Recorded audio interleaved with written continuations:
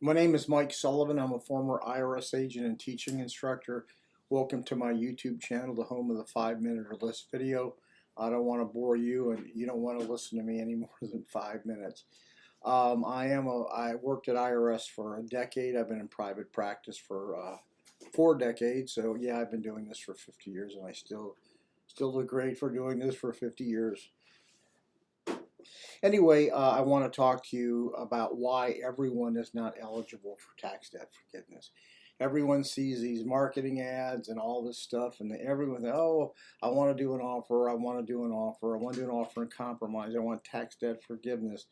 And all of a sudden, two things happen. They call a company and they get ripped off, or someone explains to them the truth about IRS tax debt forgiveness and why most people are not eligible for the program. At IRS, as a former revenue officer, I work this program, the tax debt forgiveness or the offer and compromise program. That's the technical name for it. I used to accept offers, deny offers. I was good enough to be elevated to teach other revenue officers what to look for, sometimes the fraud in the offer and compromise, so the agents wouldn't be deceived. So I just want to tell you why most people are not eligible for that. I do want to caution you about calling a company and giving money to a company, especially the bigger companies. The bigger companies will rip you off because they got the best salesman. When you talk to someone on the phone, they're going to seem like a professional. They're a professional salesperson that loves to get in your pocket.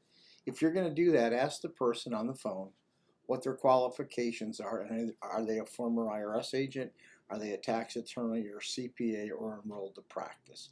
If they're not one of those four people, take a walk with them, because they're not going to give you the wrong answer. All they're trying to do, a lot of companies just say, yeah, you're eligible, and about a year later, oh, sorry, you're not eligible, we didn't know about this. And meanwhile, they've kept your $10,000 or $15,000, and in fact, you've been ripped off. So just let me explain to you what it takes to be qualified for tax debt forgiveness or the offer and compromise program. So IRS looks at two things. They look at your assets, and they look at your income and your necessary living expenses. So I'm only going to take a minute to address the two. You've got to give IRS your total liquidity for your offer to go through. So if you have $100,000 in assets, by the way, they discount your home 20%. If you have $100,000 in assets, bank, pension, house equity, everything, IRS is not going to settle for any less than $100,000. They just won't do that. They want the value of your assets when you're filing the offer. The other thing they look at is your income, and they look at your expenses you have. You should know that IRS fixes your expenses for food and clothing, housing and utilities, car payment, and car expenses. You just can't put down anything you want. You have to remember that IRS will allow only what they consider, not you, reasonable expenses. If you fall out of that, you probably don't have a real good shot of having your offer and compromise accepted. You have to know this formula before your offer is going to get accepted. For us at this firm, what we do is we look at that. We don't charge for this. We look at your financial statement, and we let you know whether you're a qualified candidate. Like I said, don't get ripped off. There is a very specific tool.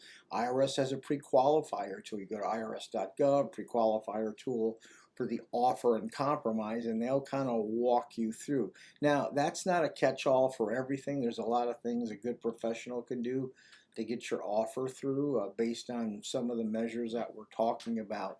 But I just want you to know, not everyone is eligible for tax debt forgiveness because they either make too much money or they have more in assets than IRS would like. Remember, there's a specific formula. It's not up to judgment. It's not up to what the agent thinks. It's about your financial statement that you're going to turn into Internal Revenue Service. Your 433A OIC, the financial statement, with your documentation is going to determine the acceptability, whether IRS is going to go ahead and do this. Anyway, my contact information, description information is below. If you want to email me or contact me, we're available for representation and consultation. I try to give you everything I can to let you know, as a former IRS agent, what IRS thinks. If you could give me a subscription, I'd really appreciate it. You want to leave me a comment and say, hey Michael, I'd really love you to do this video on this. I'm happy to do this. My videos really come from you. You're welcome to give me a like. If you have questions, contact me. Remember, don't get ripped off by people who say that they can get your offer through unless they've looked at your IRS financial statement. If not, they're ripping you off. Thank you.